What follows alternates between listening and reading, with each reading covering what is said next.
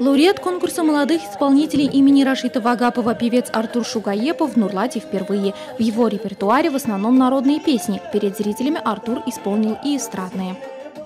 В Нурлате я на самом деле первый раз. Здесь мне очень нравится, здесь очень открытые, душевные люди. Вот мы сразу зашли и нас такими теплыми объятиями встречали.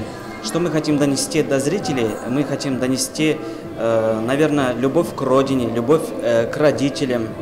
Региональное общественное движение «Молодые и успешные Республики Татарстан» выступает во всех районах республики. Нурлатцы с удовольствием смотрели номера этнофольклорного ансамбля «Риваят», нашей землячки Эльвиры Кашаповой, заслуженной артистки Республики Татарстан Гульшат Имамиевой, группы «Емле».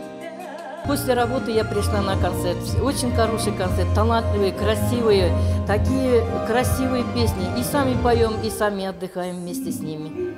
На концерте звучали татарские и русские песни. Среди зрителей проводились игры. Каждое выступление мастеров искусств республики нурлатцы встречали бурными аплодисментами.